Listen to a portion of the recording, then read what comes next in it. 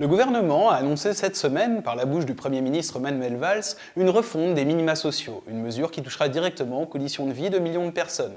Une série de mesures préconisées par un rapport remis par le député Christophe Sirugue. Au programme, une fusion de la dizaine de dispositifs existants, et ce dès l'an prochain, mais également à plus long terme la possible extension de cette nouvelle allocation aux jeunes de 18 à 25 ans, aujourd'hui quasiment exclus par exemple du revenu de solidarité active.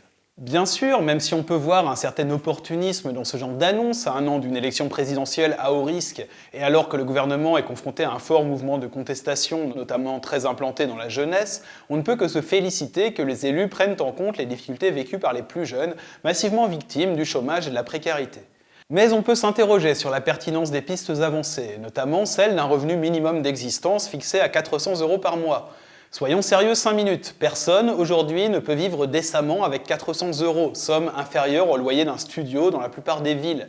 Somme également inférieure au montant actuel du RSA, fixé à 524 € pour une personne seule. Présenté par Christophe Sirugue comme un moyen pour chacun de s'en sortir, le dispositif semble donc très éloigné des besoins réels. Et alors qu'un député touche environ 13 000 € d'indemnité mensuelle, ce décalage entre la réalité et la perception qu'en ont les politiciens pourrait faire sourire si les personnes ne mourraient pas chaque jour à cause de la précarité. Mais l'annonce du gouvernement vient également consacrer l'échec total du gouvernement sur le front de l'emploi.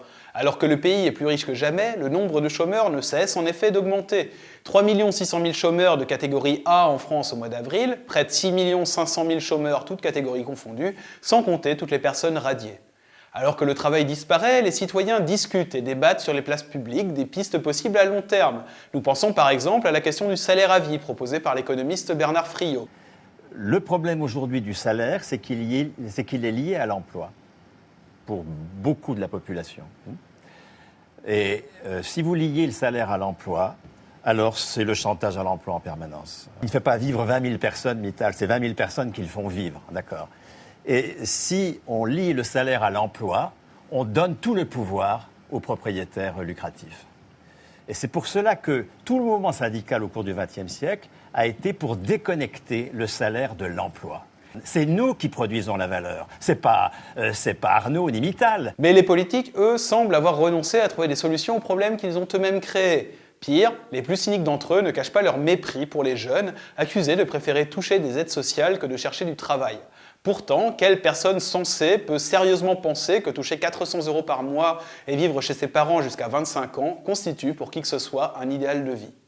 Que veulent les jeunes aujourd'hui ? Tout simplement un travail décent, un revenu décent et une vie décente. Des choses simples que, visiblement, les gouvernants sont aujourd'hui incapables de leur fournir.